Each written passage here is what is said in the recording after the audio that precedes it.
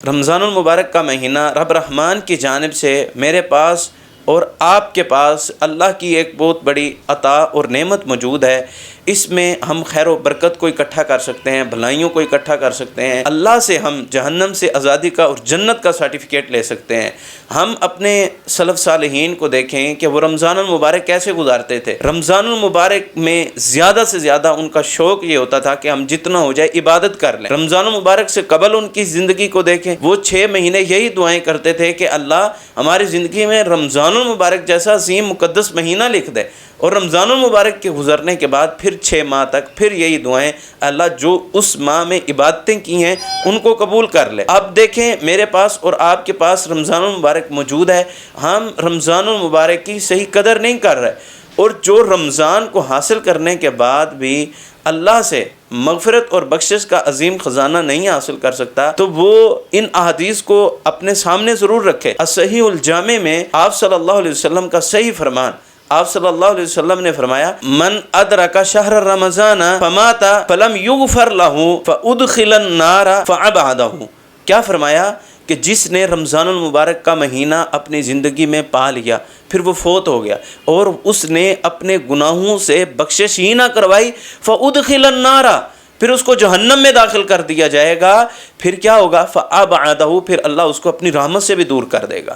اب دیکھیں جس کے پاس رمضان جیسا مہینہ موجود ہے لیکن وہ رمضان کی قدر نہیں کرتا، نمازوں کی پابندی، روزوں کی پابندی، قیام اللیل کی پابندی، اللہ کو راضی نہیں کرتا، اپنے گناہوں کو معاف نہیں کرواتا، اس بندے کے لیے اتنی بڑی وعید، اتنا بڑا اس کے لیے ایک خوف مومن کے اوپر، تو رمضان المبارک کا ہر دن ایک تلوار کے مانند اس کے گردن کے اوپر معلق کر دیا ہوتا ہے۔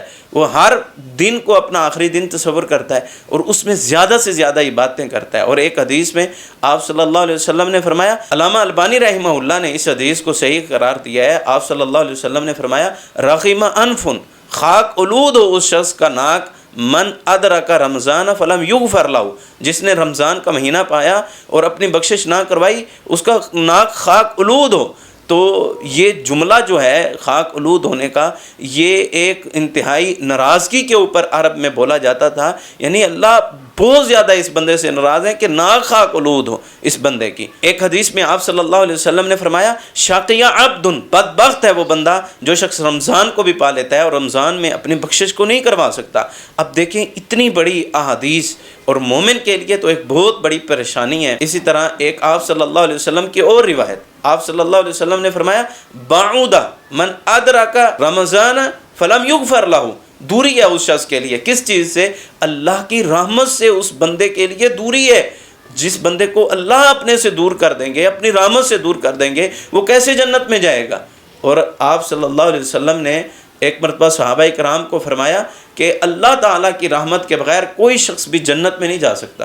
صحابہ نے سوال کیا انت، کیا اللہ کے پیغمبر جی آپ بھی جنت میں اللہ کی رحمت سے داخل ہوں گے؟ فرمایا ہاں، اگر میں محمد رسول اللہ صلی اللہ علیہ وسلم بھی اگر جنت میں جاؤں گا تو اللہ کی رحمت سے جاؤں گا۔ اب جو شخص اللہ کی رحمت سے ہی دور ہے، جس نے اللہ کو ہی راضی نہیں کیا اور جس نے رمضان المبارک کی ہی قدر نہیں کی، اس نے نیکیاں بھی کیا کی ہوں گی۔ اور اسی طرح آپ صلی اللہ علیہ وسلم کے پاس جبرائیل امین ہے۔ حضرت جبرائیل علیہ السلام نے کہا جو شخص رمضان المبارک کو اپنی زندگی میں پا لے اور اس میں بخشش نہ کروا سکے اپنی، تو اللہ تعالیٰ ایسے شخص کو اپنی رحمت سے دور کر دے۔ تو آپ صلی اللہ علیہ وسلم نے آمین فرمایا۔ اب دیکھیں اتنی بڑی وعیدیں ایک مومن کے لیے ایک بہت بڑی پریشانی کا سماں ہے۔ اب میں اور آپ دیکھیں کہ رمضان المبارک میں ہم نے اپنی زندگی میں کیا چینجنگ لے کے آئے ہیں۔ کیا ہمارے کاروبار میں سے ہم نے کوئی اس میں کاروبار کو وقت کو کم کیا یا ہم نے زیادہ کر دیا؟ کیا ہم نے اپنے سونے کا وقت کو زیادہ کیا یا کم کر دیا؟ ہم نے اللہ تعالیٰ کی عبادات کو زیادہ کر دیا یا کم کر دیا؟ اذان ہونے کے بعد ہمیں نماز کی فکر رہتی ہے یا نہیں رہتی؟ ہم نے قرآن مجید کے کتنے کو سپارے تلاوت کیے اور کتنا کو سمجھ کے پڑھا؟ ہم نے کتنی تسبیحات پڑھے؟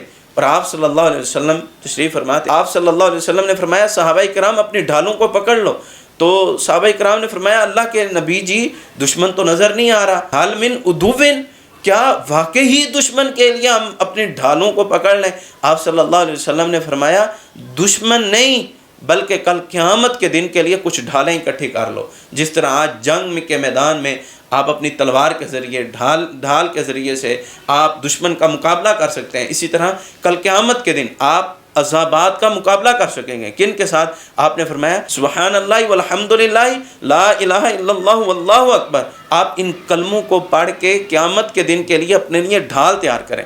اگر ابھی تک اگر فکر نہیں ہوئی کہ ہم رمضان کیسے گزاریں، ابھی بیٹھیں، گھنٹے بعد نہیں، 2 گھنٹے بعد نہیں، رات نہیں، صبح نہیں، ابھی بیٹھیں، پیج لے کے اپنی زندگی کا اور خصوصاً رمضان المبارک کا شیڈول بنائیں۔ میں نے اس وقت میں قرآن مجید کی تلاوت کرنی ہے، اس وقت میں نے آپ صلی اللہ علیہ وسلم پہ درود بھیجنا ہے، اس وقت پہ اللہ کی تسبیحات کرنی ہے، اس وقت پہ سونا ہے، اس وقت کے کاروبار کرنا ہے، اس وقت گھر کے کام کرنے ہیں۔ تو مینیج کریں اپنی زندگی کو، ترتیب میں لائیں اپنی زندگی کو۔ اگر کامیاب ہونا ہے، اگر اللہ سے بخشش لینی، اگر بخشش نہیں لینی تو پھر جیسے زندگی چل رہی ہے ویسے چلتی رہے۔ رمضان المبارک کی قدر کریں، جتنا ہو سکے اس میں نیکیوں کو اکٹھا کریں، بھلائیوں کو اکٹھا کریں، خیر و برکت کو اکٹھا کریں اور اپنی زندگی کو تبدیل کریں، اور اس رمضان کو اپنی زندگی کا ایک انقلابی رمضان بنا دیں۔ اس کے لیے پہلی چیز آپ نے کیا کرنی ہے؟ آپ صلی اللہ علیہ وسلم نے کیا فرمایا؟ من قام رمضان ایمانا و احتسابا غفر له ما تقدم من ذنبه۔ تو آپ نے قیام اللیل کو نہیں چھوڑنا۔